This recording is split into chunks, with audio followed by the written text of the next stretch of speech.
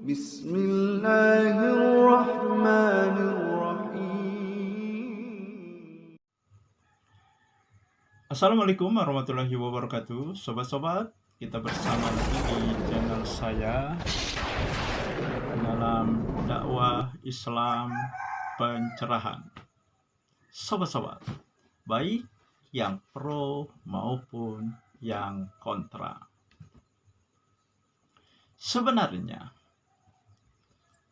polemik mengenai nasab para Habib klan Ba'alawi selesai ini tentu saja menurut hemat saya dengan penelitian yang dilakukan oleh Kiai Imaduddin Usman Al-Bantani yang membuktikan berdasarkan penelusuran sejarah, berdasarkan literatur yang ada, membuktikan tidak ada ketersambungan nasab Ba'alawi kepada Rasulullah Shallallahu Alaihi Wasallam. Dan secara ilmu genetika, hasil tes DNA juga membuktikan gen mereka tidak sama dengan gen Rasulullah Shallallahu Alaihi Wasallam.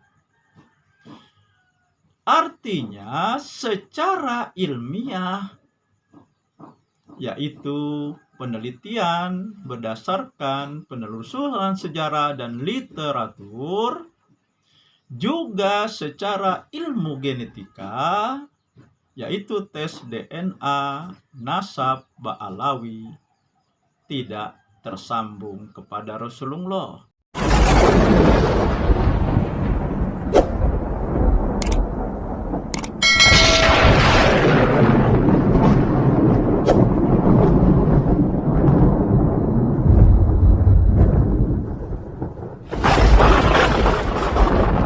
Dengan kata lain, mereka bukan keturunan dari Rasulullah. Nah, clear kan seharusnya? Namun, sobat-sobat, masih saja ada yang ingin membantah bukti ilmiah ini. Walaupun bantahan mereka tidak bisa menghadirkan dalil dan bukti. Sekedar bantahan, sekedar narasi. Dan narasinya sangat berlebihan. Kalau sebelumnya, saya di konten saya menampilkan Ustadz Abdul Somad yang membantah Kiai Imad dengan penelitiannya, tapi bantahan UAS hanya narasi yang emosional tanpa bukti ilmiah. Dan begitu juga sepertinya bantahan dari Buya Yahya ini, sobat-sobat. Nah, coba kita dengarkan dulu, sobat-sobat, bagaimana bantahan dari Buya Yahya, sobat-sobat. Guru-guru Anda di para kiai, para habaib mengajari kebaikan, itu sudah selesai. Anda jangan ikut-ikut dengan gaya bermacam-macam yang itu merugikan umat Islam itu sendiri, menjauhkan kita dari baginda Nabi Muhammad SAW. Kami lanjutkan apa yang beliau sampaikan. Dan ini adalah tidak lepas daripada urusan-urusan yang tidak ada hubungan dengan urusan agama. Padahal faktanya ini sangatlah penting sekali dan ini sangat berhubungan dengan agama. Karena hal ini menyangkut nama Kanjeng Nabi. Dan usut punya usut, ternyata Pak Buya Yahya punya guru seorang Habib.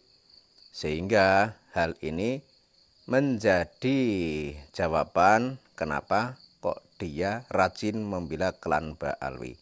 Jadi ini perlu diklarifikasi ya. Jadi yang diragukan itu bukanlah nasab dzurriyyah Nabi, tapi yang diragukan adalah nasabnya Ba'alwi. Harus digarisbawahi seperti itu. Yang dipersoalkan itu bukan keturunan Nabi, tapi Ba'alwi yang mengaku sebagai keturunan Nabi. Sesama kaum muslimin, sudahlah Anda tidak usah ikut membahas masalah ini. Tidak usah ikut-ikutan. Karena apa? Semuanya hasilnya adalah gara-gara ini menjadi renggang hati kaum muslimin. Ustadz dengan ustadz renggang, kiai dengan para habaib renggang. Apakah itu sebuah keindahan? Tergantung, kalau sebuah kebaikan tidak akan membuat kerenggangan. Ini tergantung Jadi, orangnya ya. Saya membahas masalah ini. Tugas Anda adalah bagaimana Anda menjaga keluarga Anda. Ini tambahan dari kami. Rumah tangga Anda, anak-anak Anda. Tidak perlu Anda ikut dalam wilayah caci maki olok-olokan. Anda akan rugi. Anda akan rugi dalam yang demikian. Ini adalah termasuk upaya-upaya menjauhkan kita daripada baginda Nabi Muhammad SAW dan termasuk ulama. Ya, jadi biasa di framing-framing kayak gini bahwa pembahasan nasab Ba'alwi terkesan sebagai suatu gerakan yang ingin menjauhkan masyarakat Indonesia terutama umat muslim dari Kanjeng Nabi dan juga menjauhkan dari keturunan Kanjeng Nabi. Padahal faktanya tidak demikian. Justru yang kita bahas itu adalah suatu klan dari Yaman yang mengaku sebagai keturunan Nabi. Dan mereka hingga saat ini tidak bisa menunjukkan bukti kalau mereka adalah keturunan Nabi. Itu yang sedang dituntut oleh masyarakat di negeri ini. Jadi kalau mereka tidak bisa menunjukkan bukti kalau mereka adalah keturunan Nabi, ya jangan mengaku-ngaku sebagai keturunan Nabi. Karena dari kalangan yang saat ini lagi dimusuhi oleh sebagian orang, mereka bukan saja disebut sebagai dzurriyyah Nabi, juga di antara mereka ulama-ulama Rasulullah. Ulama, kalau sudah kita dijauhkan dari mereka, kita jauh daripada ulama. Artinya yang beliau sampaikan tadi adalah kadang menjauhkan para ulama, menjauhkan dari dzurriyyah Nabi, yang kadang dzurriyyah Nabi adalah juga ulama. Apa yang terjadi pada umat nanti? Lihat permusuhan, hari ini terjadi permusuhan. Kami himbau kepada semuanya, wahai para perindu baginda Nabi, pecinta Nabi, pecinta dzurriyyah Nabi, Anda jangan masuk wilayah itu. Ya, kita orang Indonesia, orang Nusantara, bahkan orang muslim sedunia punya hak dan kewajiban untuk menuntut siapapun yang berani-berani mengaku sebagai keturunan Kanjeng Nabi. Jadi tidak boleh setiap orang kok seenaknya saja mengaku sebagai dzurriyyah Nabi. Karena ini yang disematkan atau yang istilahnya itu, yang dijadikan tameng itu adalah nama Kanjeng Nabi. Nah kalau misalkan nama-nama yang lain mungkin tidak menjadi masalah. Tapi ini adalah nama Nabi, nama seorang insan yang mulia yang menjadi pemimpin umat muslim seluruh dunia. Sehingga ya harusnya kita umat muslim yang masih cinta kepada Kanjeng Nabi, yang masih menghargai dan menghormati keturunan Kanjeng Nabi, harusnya ketika ada Ba'alwi atau klan habaib mengaku sebagai dzurriyyah Nabi, tapi dalam kelakuan kesehariannya tidak mencerminkan akhlakul karimah sang Nabi, sudah seharusnya kita menuntut mereka untuk membuktikan kalau mereka adalah keturunan Kanjeng Nabi. Karena apa yang mereka lakukan sama saja mencoreng nama baik Kanjeng Nabi. Dan apa yang disampaikan oleh Pak Buya Yahya ini adalah sesuatu hal yang sebenarnya tidak tepat. Dan mungkin ini sebagai salah satu cara dia menggiring opini untuk agar orang Indonesia, agar orang Nusantara, agar umat muslim kembali percaya kepada habaib kalau habaib adalah keturunan Kanjeng Nabi.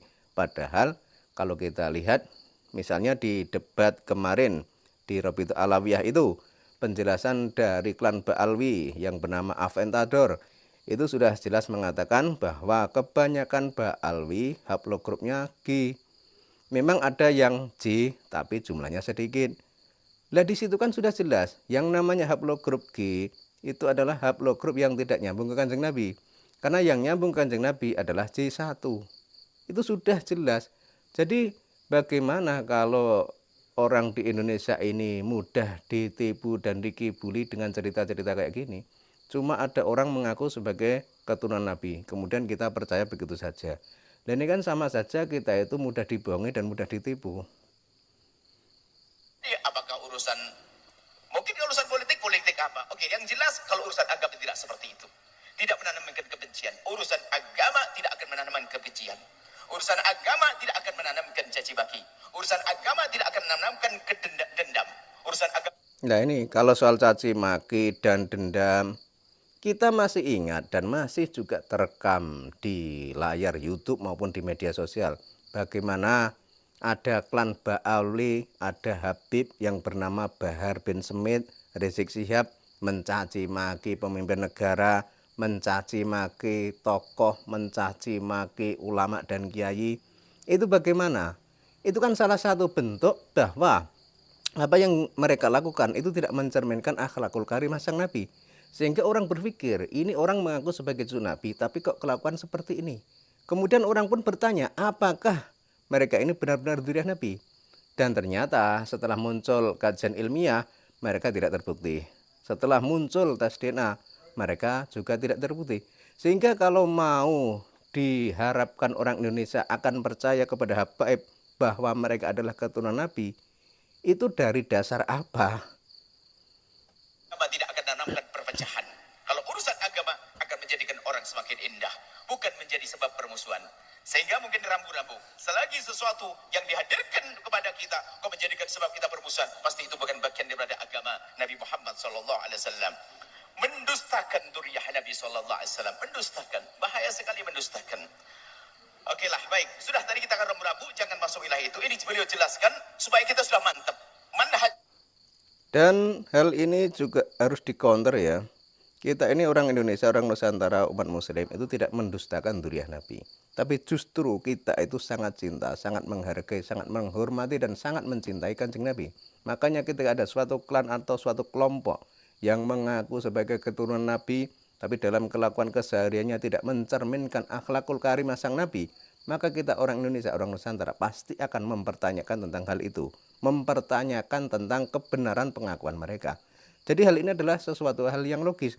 Sehingga kalau orang Indonesia, orang Nusantara yang mencintai Kanjeng Nabi, yang mencintai keturunan Kanjeng Nabi, melihat hal ini kok cuma diam saja, ya sama saja hal itu membiarkan nama baik Kanjeng Nabi dicoreng oleh suatu klan yang mengaku sebagai keturunan Kanjeng Nabi, tapi dalam kelakuan kesehariannya justru mencoreng nama baik Kanjeng Nabi. Nah, jadi itulah sobat-sobat. Ya, kita sudah simak bantahan dari Buya Yahya dan respon yang disampaikan untuk Buya Yahya. Ya, saya tidak bosan-bosan mengutip ya di penghujung beberapa firman Allah yang menyindir, yang mengingatkan ya agar kita menggunakan akal pikiran kita, yaitu afala yatafakkarun, afala yaqilun. Apakah kamu tidak berpikir? Apakah kamu tidak berakal?